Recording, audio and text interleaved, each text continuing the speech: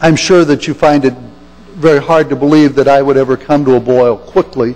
But there are times when I'm impatient and I maybe don't explode on the outside, but inwardly I can feel the impatience. I can feel the blood pressure that is on the rise. And as I think about why is it that I become impatient, often it's because someone hasn't lived up to my expectation. Maybe it's an expectation that I thought that they knew about it, or an expectation that I thought that they should just know better. Somehow they didn't do what it is that I thought that they should do or wanted them to do.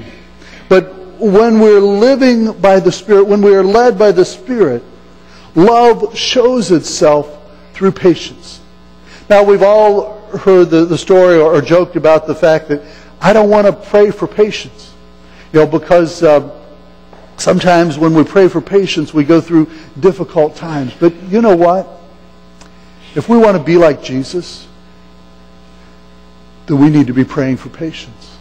If we want to be like Jesus, then we need to be growing in our patience, because patience is the first way that love is described. As we live out love, we live it out patiently. Love is patient. Love is kind. The Greek word translated here carries with it the idea of grace.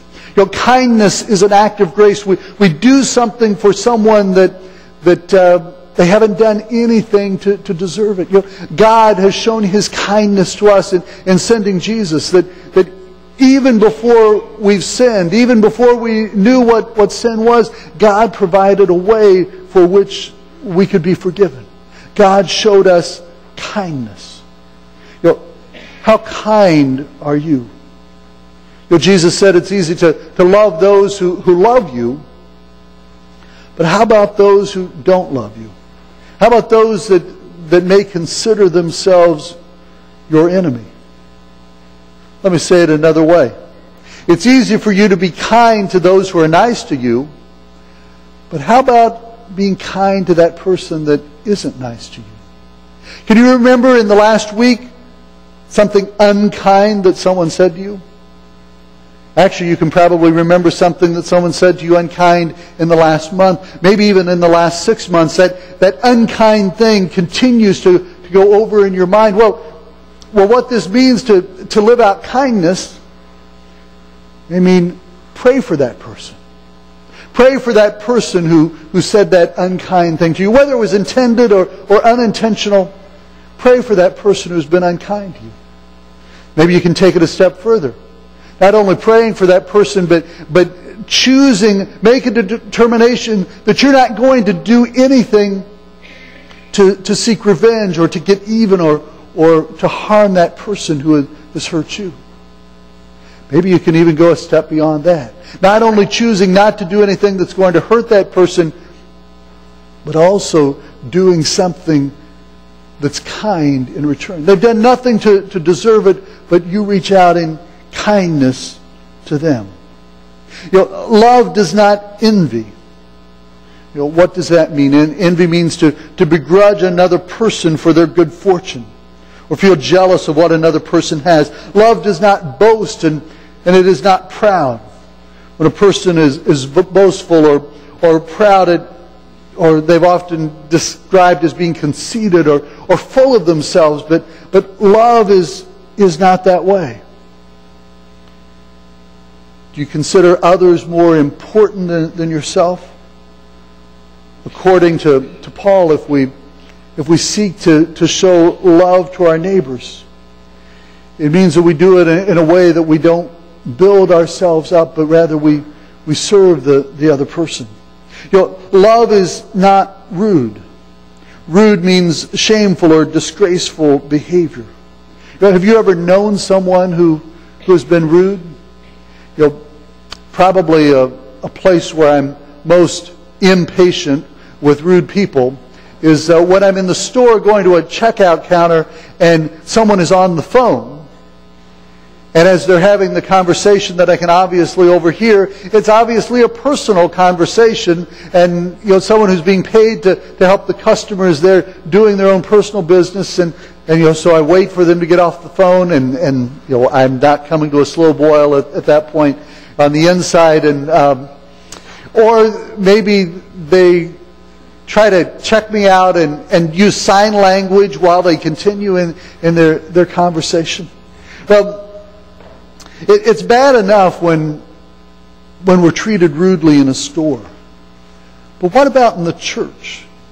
Are there people on Sunday mornings that you or I pass by because we're on a mission? There's someone that we need to see. There's someone that we always talk to, and we fail to walk slowly through the crowd and see that person that needs a word of encouragement, that needs a smile, that needs someone to take time to talk with them. Love is not self-seeking. Self-seeking means that we're trying to get our own way. We're seeking to get what it is that we want out of the other person. Jesus said that we're to serve one another. We're to focus on meeting the other person's needs. Jesus, as He washed His disciples' feet, He said, now that I've washed your feet, now that I've served you, you should serve one another. And He said, people will know that you're my disciples. They will know that you are my followers because you serve one another. Love is not easily angered. When we're easily angered, it may be in response to our impatience or being self-seeking. Love keeps no record of wrongs. Now, to put that in positive terms, love forgives. Love keeps no record of wrongs. What happens is that if we're not careful, we can keep a laundry list of past offenses. Now, there's any number of examples I could use here, but let's say that your son comes home late some night. And you say, why were you late? And he says, well, I just lost track of time. Well, at that point, you go off and say, you're always losing track of time. You didn't have time enough to clean your room this week. You didn't have time last month to finish your homework. You didn't have time to come home and eat with the family 5 days this last week. You didn't have time to say Happy Mother's Day back in May to your mother. This laundry list of things bringing up past offenses. Love keeps no record of wrongs. Love deals with the past, forgives, and moves on. Love does not delight in evil, but does just the opposite. Love rejoices with the truth. Love always protects. Love is looking out for the well-being of another person. Love always trusts. Love chooses to believe the best in another person rather than to believe the worst. Now, when trust is broken, we've got to deal with that, and we must rebuild the trust. But as we respond to people in love, it's an issue that trust is our default rather than distrust or skepticism. Love always hopes. Love sees a brighter or preferred future. And as followers of Christ, we have a hope. As we look beyond the grave, we have a hope as we look beyond this life. And love always perseveres. Love never gives up. Paul tells us that when we practice this type of love, it's a love that never fails. When we practice this type of love, we are ensuring success in life, and we are ensuring success in relationships. Now, it doesn't mean that life will always be easy, but what it does mean that living out this type of love in life and in relationships, it will never let us down. It'll help us to be who it is that God desires for us to be.